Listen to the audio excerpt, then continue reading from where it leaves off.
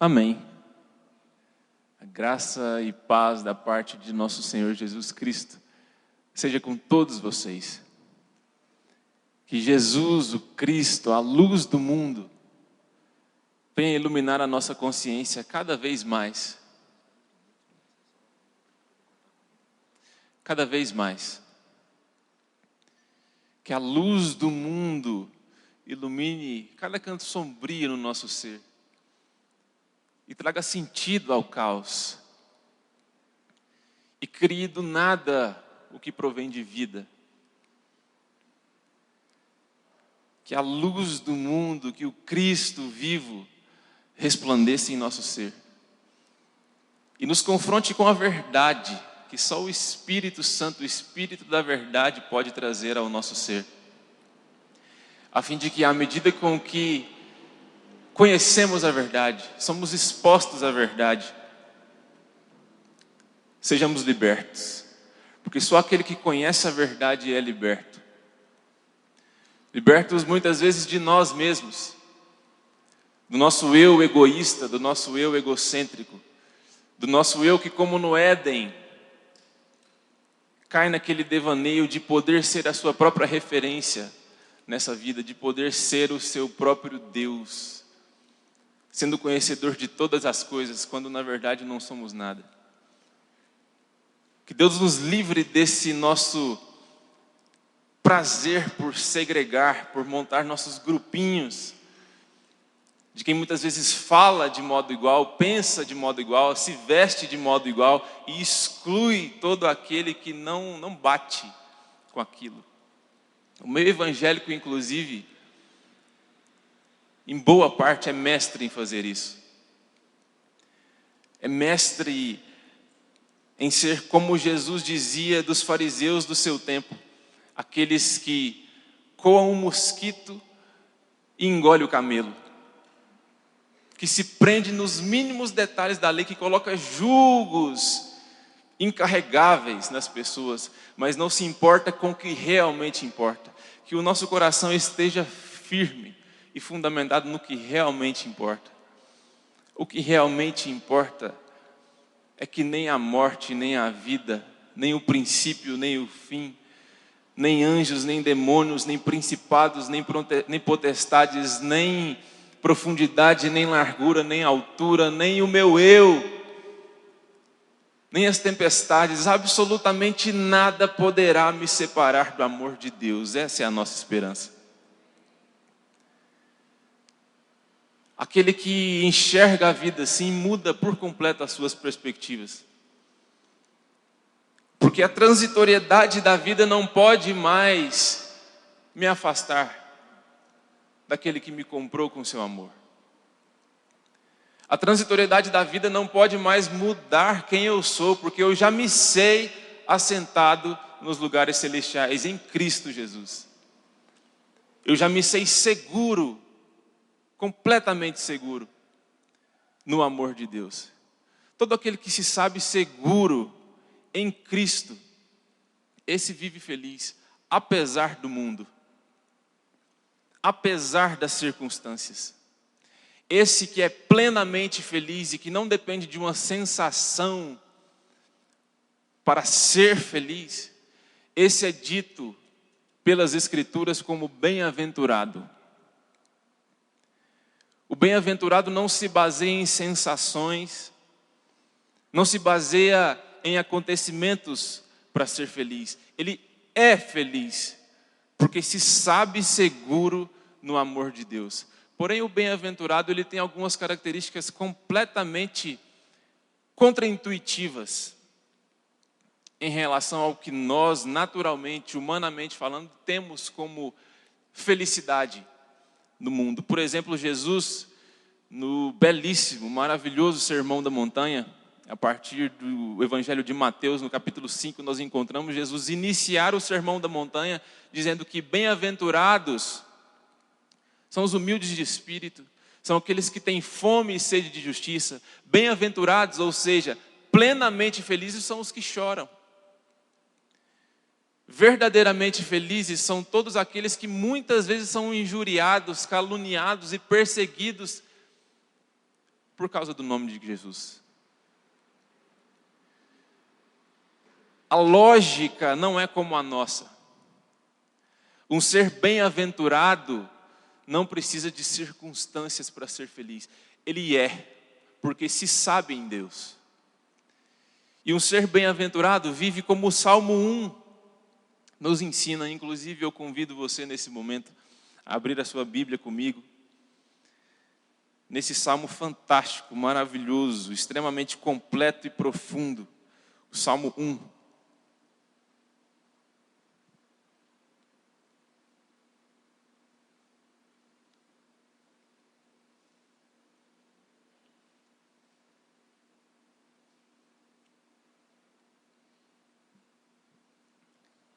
O Salmo 1, a partir do verso 1, diz assim: Bem-aventurado o homem que não anda no conselho dos ímpios, não se detém no caminho dos pecadores, nem se assenta na roda dos escarnecedores. Antes, o seu prazer está na lei do Senhor, e na sua lei medita de dia e de noite. Ele, o bem-aventurado, é como árvore plantada junto à corrente de águas, que no devido tempo dá o seu fruto, e cuja folhagem não murcha. E tudo quanto ele faz será bem-sucedido. Os ímpios não são assim. Os ímpios, em contrapartida, são, porém, como a palha que o vento dispersa. Por isso os perversos não prevalecerão no juízo, nem os pecadores na congregação dos justos. Pois o Senhor conhece o caminho dos justos, mas o caminho dos ímpios perecerá. Feche os seus olhos. Senhor nosso Deus, nosso Pai, nosso Senhor, o Senhor de todas as coisas. Nesse momento eu te peço que o Senhor livremente, no nosso meio, nos traga o discernimento do teu evangelho. Que a voz a ser ouvida não seja de forma nenhuma a minha, mas a do teu Espírito, falando ao nosso coração. Que seja assim a ponto de entendermos e praticarmos a tua boa nova, hoje e sempre, em nome de Jesus. Amém. O Salmo já inicia trazendo exatamente o termo do qual estávamos falando. O bem-aventurado é exatamente aquele que não se baseia nas circunstâncias. Ele é feliz, repito, porque se sabe seguro no amor de Deus. A partir disso, as transitoriedades da vida, a relatividade dessa matéria já não tem lá tanto sentido. Esse que é feliz, esse passa pelo vale da sombra da morte tranquilo, cantando louvores, porque ele sabe e diz, pois o Senhor está comigo. É o que diz o Salmo 23. O bem-aventurado não se baseia nas sensações, como se eu precisasse agora de uma circunstância boa, ou de acordar disposto para poder sentir felicidade. Não. O bem-aventurado é feliz, porque se vê e se sabe seguro. E esse salmo nos traz o bem-aventurado, esse que se sabe em Deus completamente seguro, como aquele que não anda segundo o conselho dos ímpios. Os ímpios são aqueles que não se submetem às leis do Senhor. São aqueles que não temem, não têm o temor do Senhor no seu coração. Salomão escreve os provérbios e nos diz que o temor do Senhor, ter um coração cheio de temor a Deus, é o princípio da sabedoria. Portanto, um ímpio, que consequentemente não teme a Deus, não se baseia pelas leis do Senhor, logo vive de forma insensata. E é absolutamente inacreditável a quantidade de vezes na nossa vida que nós nos pomos a caminho, andando sobre conselhos de insensatos. Andando sobre conselhos de quem não aprofunda as suas raízes, rente às correntes de água viva que descem do trono de Deus. A quantidade de vezes que nós nos baseamos por conselhos de insensatos é assustadora. Mas é interessante, é impossível nós sabermos o que é um conselho do Evangelho, o que é um conselho procedente de sabedoria, da sabedoria que só pode vir do alto. É impossível nós aprendermos a discernir se nós não estivermos com o Evangelho enraizado em nós. Esse que se baseia em conselho de ímpios é exatamente aquele cara descrito por Tiago, pelo apóstolo Tiago. Homem que não tem raízes e por não ter raízes é levado por qualquer vento de doutrina. Homem de ânimo dobre, inconstante em seus caminhos, não tem raízes, portanto é levado.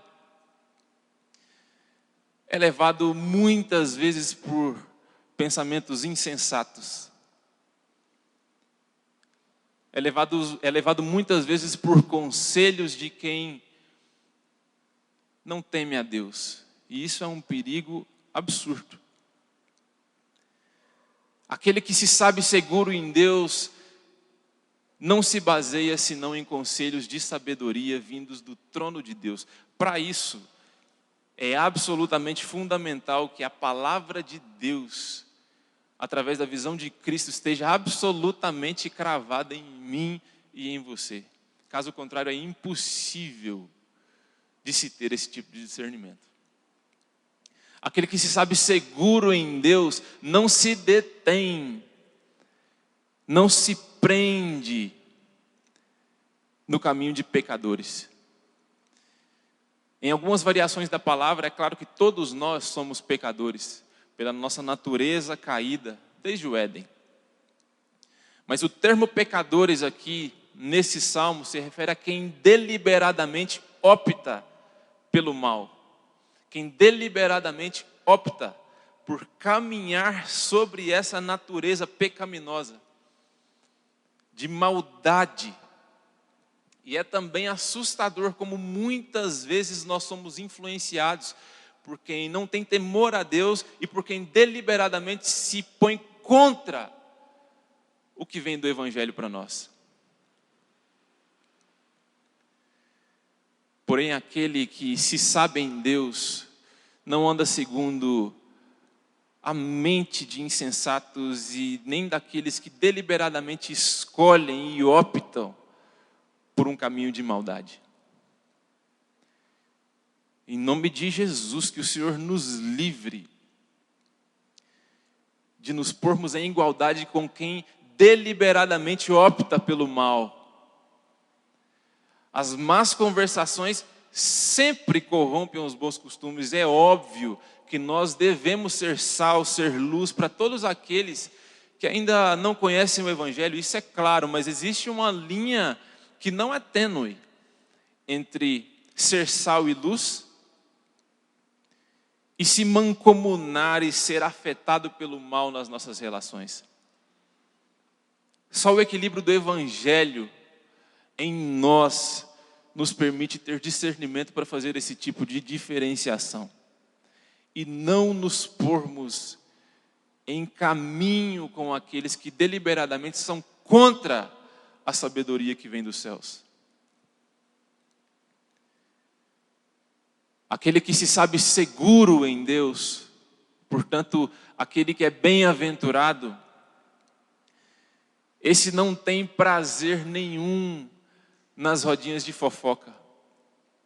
É também inacreditável como eu e você temos prazer, somos ávidos pelas conversinhas, pelas risadinhas, por nos juntarmos em quem não tem nada a abençoar, só quer se sentir bem por ouvir que o seu próximo está mal.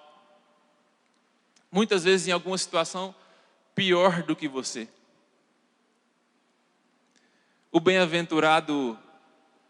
por estar completamente ligado ao trono de Deus, por ter as suas raízes completamente enraizadas, literalmente, próximo às correntes, as torrentes que procedem do trono de Deus. Esse só tem o que abençoar, ele não tem o que falar mal, o que rir, o que zombar de todo aquele que por acaso passa por algum momento difícil. O bem-aventurado não tem prazer no mal do outro. É interessante como esse primeiro versículo nos traz 3 verbos. O bem-aventurado, ele não anda, ele não se detém, ele não se assenta. São verbos que, no contexto desse salmo, nos coloca completamente no controle das situações.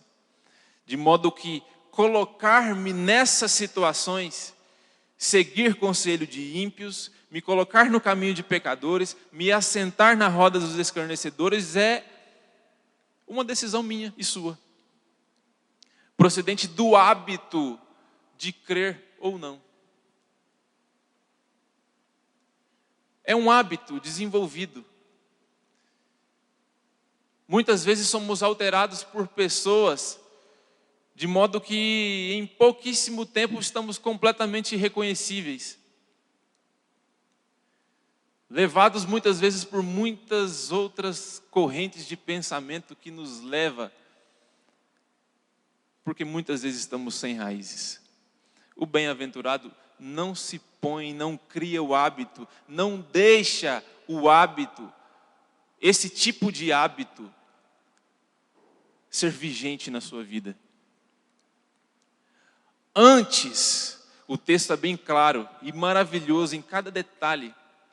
Essas situações que nos sobrevêm, que nos tentam e nos provam muitas vezes, elas nos sobrevêm. A oportunidade de fazer fofoca, de me colocar em caminho daqueles que deliberadamente escolhem pelo mal, essas oportunidades nos chegam a todos os momentos.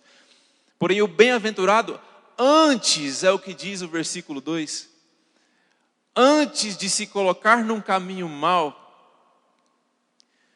antes de deliberadamente caminhar por esse caminho, o seu prazer está na lei do Senhor. E na lei do Senhor ele medita de dia e de noite, ele tem a sua mente encharcada pela lei do Senhor. Outro versículo que nos fala de hábito.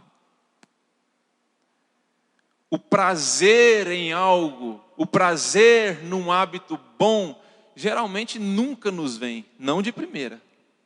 Portanto, se nós esperarmos, nos alegrarmos com alguma coisa para podermos agir, nunca agiremos.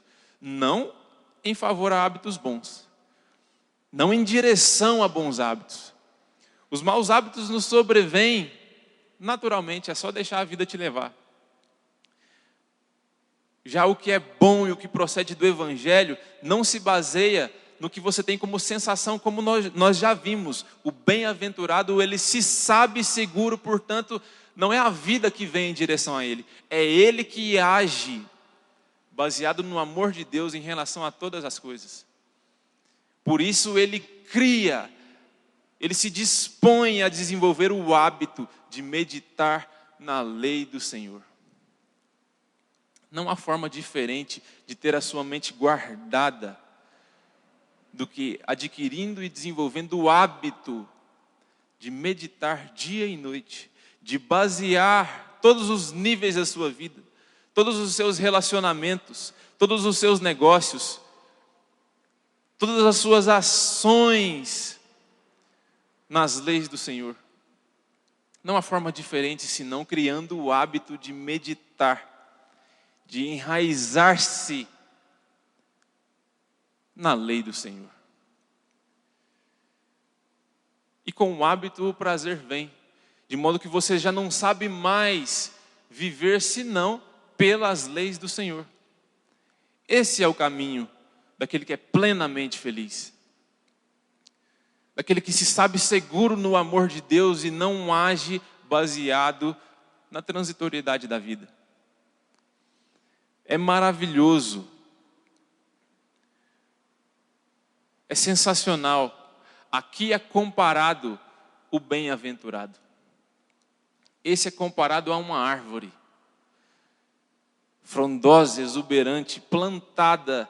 Não é como uma erva daninha que simplesmente brota ali. É uma árvore cuidadosamente plantada junto a ribeiros de águas.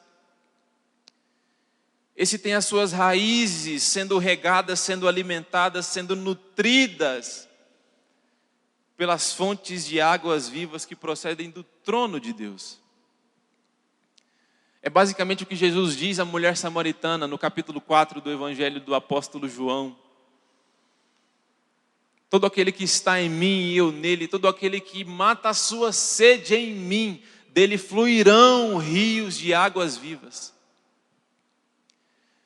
Daí é que deve vir o nosso alimento. Esse que é bem-aventurado, esse que é alimentado pelas fontes que procedem do trono de Deus, que tira os seus nutrientes, os seus minerais, o seu sustento da palavra de Deus, das leis do Senhor. O texto é maravilhoso, esse no devido tempo dá o seu fruto. Não é tarde demais, não é cedo demais. O Evangelho é o equilíbrio perfeito em nós, a fim de nós não incorrermos em ansiedade em nenhum nível da vida, como se estivéssemos atrasados em darmos fruto. Muito menos o Evangelho nos deixa ser preguiçosos, procrastinadores e infrutíferos. Aquele que se baseia nas leis do Senhor, aquele que tem as suas raízes no Evangelho de Cristo, esse dá o seu fruto no devido tempo. Como já disse, tira de nós completamente a ansiedade e o marasmo. É o equilíbrio perfeito na nossa vida. É interessante como muitas vezes nós focamos apenas no fruto, apenas em darmos fruto, quando na verdade nós não nos atentamos que o fruto, na verdade, é só a consequência daquilo que nos alimenta. Se eu só colho o que eu planto, o meu foco não pode ser na colheita, precisa ser no plantio. O fruto é só consequência. O fruto é consequência do que você tem se enchido. O fruto é consequência do hábito que você cria no ato de enraizar-se em algo. O fruto só é fruto, só cumpre o seu papel se alimentar, se servir. Fruto que não alimenta e que não serve, fruto que só é visto, fruto que só é admirado, apodrece e para nada presta. Perto da casa da Carol, a gente fala várias vezes lá na casa dela, tem um pé de laranja bem grande, bem alto, muito frutífero. Porém, os donos daquela casa não colhem muitas vezes os seus frutos. Não colhem as laranjas que dão ali, laranjas sensacionais. Correndo o risco de perder aqueles frutos. Fruto que não alimenta não serve para nada. Portanto, o meu e o seu fruto não pode ser baseado em aparência, não pode ser baseado em fontes de procedência errônea, porque se o nosso fruto não alimentar, ou ele apodrece, ou ele leva as pessoas que se alimentam dele para um caminho mau. O bem-aventurado sabe muito bem de onde ele se alimenta. E os seus frutos são apenas consequência disso. Os seus frutos são apenas consequência disso. E é fantástico como o Evangelho, através desse salmo, nos traz que essa árvore frondosa, que é o bem-aventurado, tem folhas que não murcham. O salmo não diz que as tempestades não vêm. O salmo não diz que os vendavais não vêm. O salmo não diz que essa árvore não será acometida por tempestade, por caos, por vendavais, por raios no meio das tempestades. Mas o salmo nos garante que aquele que está enraizado nas fontes procedentes do trono de Deus, esse não será abalado. Jamais. Apesar das circunstâncias. E fica claro o significado de ser bem-aventurado. É exatamente o que nós temos falado o tempo todo. Ele não se baseia nas circunstâncias. Ele se sabe em Deus. Portanto, se sabe seguro. Independente do que lhe sobrevenha. Independente de qualquer coisa. As suas folhas não murcham.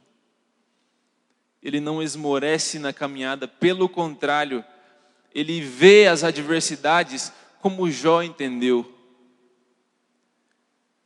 Quando depois de ter passado por tudo que Jó passou, Jó levanta os seus olhos aos céus e diz: antes eu conhecia a Deus só de ouvir falar, era tudo um conjunto de teorias. Hoje, na prática, tendo passado e resistido a todas as coisas, os meus olhos te veem.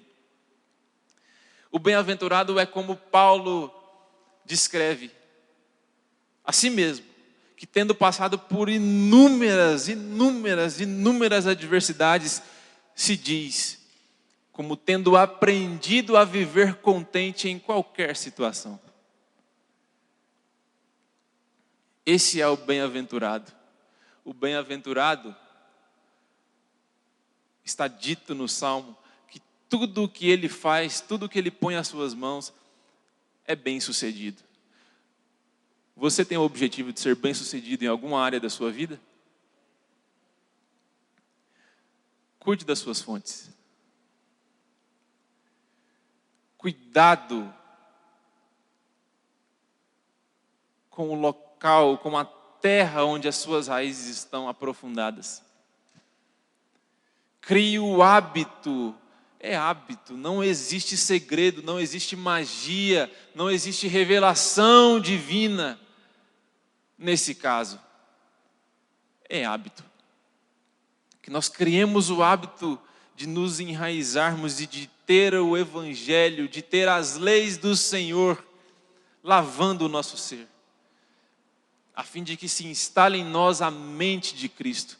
Todas as nossas atitudes procedem daquilo que a gente acredita.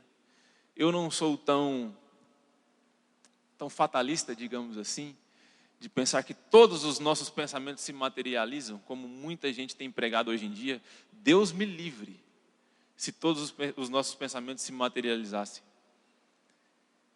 Mas tudo que a gente crê convictamente se faz real no nosso caminho. E isso é um fato. Portanto, que a nossa convicção esteja completamente aprofundada no Evangelho, a fim de que a mente de Cristo, nesse ato de meditar dia e noite, tome por completo o nosso ser. A partir daí não agiremos senão pela mente de Cristo. Aquele que se sabe seguro em Deus, aquele que é bem-aventurado, ele busca a mente de Cristo. E a mente de Cristo só se instala em nós quando criamos o hábito de meditar de dia e de noite nas leis do Senhor.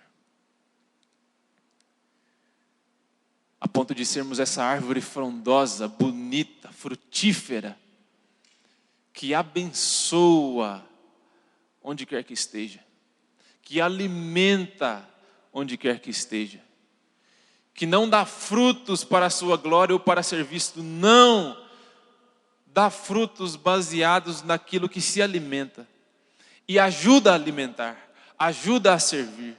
Esse é o equilíbrio que o Evangelho nos traz. Os ímpios não são assim. Em contrapartida, os ímpios, aqueles que não têm raiz em nada, são comparados de forma fantástica também com um pedaço de palha.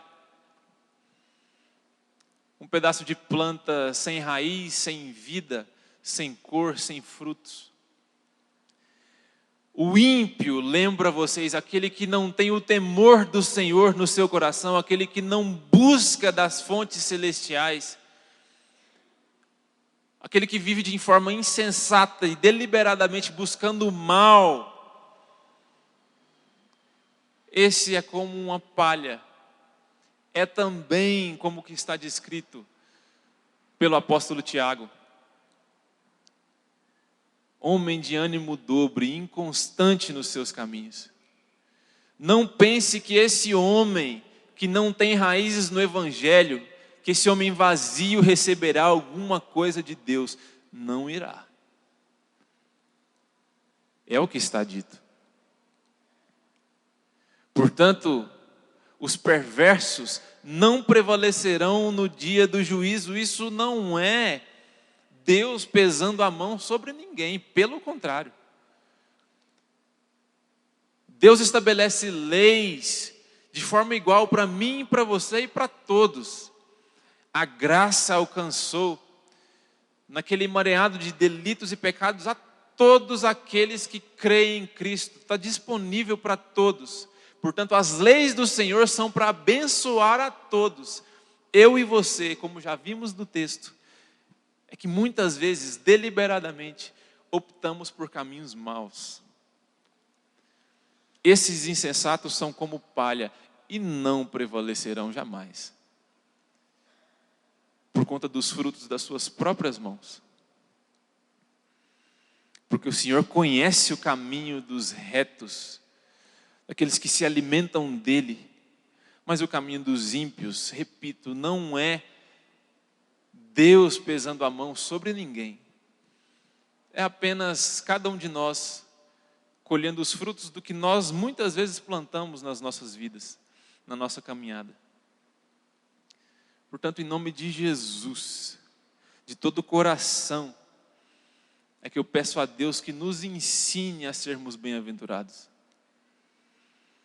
Que nos ensine a de verdade, de todo o coração, com toda a sinceridade, nos sabermos seguros nele. Sabermos de fato, crermos de fato, esperançarmos de fato, no fato de que nem a morte, nem a vida, nem anjos, nem demônios, nem principados, nem potestades, nem as coisas do presente, nem as coisas do porvir poderão me separar do amor dele. É assim que vive um bem-aventurado.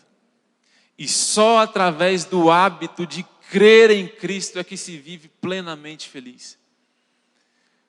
Portanto, que nós enchamos a nossa mente dia e noite, que nós baseemos tudo na nossa vida nas leis do Senhor. Só aí, esse é o segredo para sermos árvores frutíferas. Árvores que não se dobram diante das tempestades. Árvores firmes, seguras em Deus. Que dão fruto a 30, a 60 e a 100 por um. Árvores que alimentam e que são úteis no reino de Deus. Pessoas que verdadeiramente dão frutos dignos de arrependimento, baseados no Evangelho de Cristo. Afinal de contas, só quando a mente de Cristo vai se instalando em nós é que nós temos vida. E tudo quanto esse faz é bem sucedido. Pergunto novamente, você tem a intenção de ser bem sucedido em algum ponto da sua vida? Que nós cuidemos das nossas fontes. Ou melhor, que nós nos enraizemos na única fonte que nos traz vida, que procede do trono de Deus. Que todos nós não nos atrevamos a dar mais nenhum passo na nossa vida sem ao menos buscar essa convicção de estarmos firmes e enraizados nele. É só aí que tudo faz sentido. E que essa seja a nossa convicção, hoje e sempre, em nome de Jesus. Ponha-se de pé.